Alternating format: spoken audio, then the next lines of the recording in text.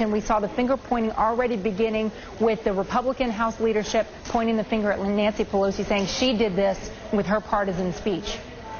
Well, I think that people watching now are going to look at the numbers and not the spin or listen to the spin. And clearly, last week we saw the drama where John McCain arrived in Washington. He hadn't voted since April in the U.S. Senate, but said he was going to lead the Republican charge. He was going to make sure that this was a bipartisan success, a bipartisan emergency bill. And he called charge. And the Republicans retreated. That's what happened here. He called charge. He said, let's get together. And he lost almost a veto-proof two-thirds vote here. Imagine that two-thirds of the Republicans voted against a measure that he said was essential. He said, let's do it. They said, no, we're not going to do it. I think that's the hard thing for him to explain. You'll notice that Barack Obama just a moment ago made clear he wants this bill to pass. His party voted for it overwhelmingly. McCain's voted against it overwhelmingly. As I said, almost 2-to-1 against it, which would be almost veto-proof.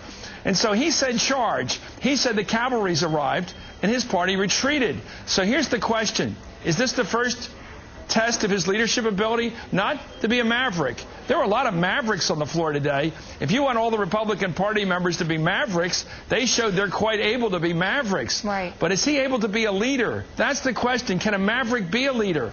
That didn't work today. Those guys voted the way John McCain probably would have voted in the old days, the way they felt like it. He said, no, let's work together in a bipartisan fashion. Well, this complaint about the Speaker's remarks may be fair, but the fact is it's the job of the minority, in this case the Republicans, to corral enough members to meet their half. They both agreed, apparently, to have a bipartisan deal, both parties ending up enough votes so that they could get this passed in a bipartisan effort. You see what happened here. The Democrats voted for it overwhelmingly. The Republicans voted against it 2-to-1. That's not doing their bit here. And so clearly John McCain couldn't lead.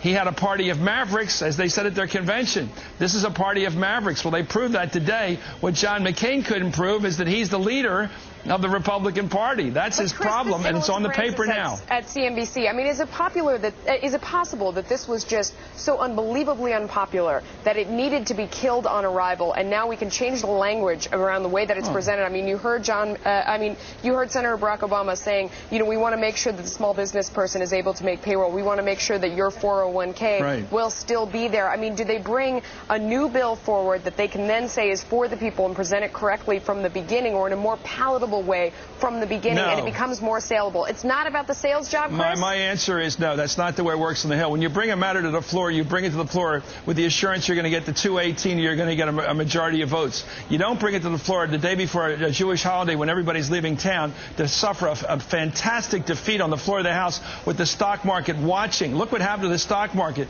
I think it would, I mean, a lot of members probably thought it would be worse this afternoon. It may turn out to be worse. They don't play games like that. They thought they had the votes. The problem was the Republican leadership did not corral. That means get enough members around the leadership table where they would not release those members till they had enough to get their half of the vote.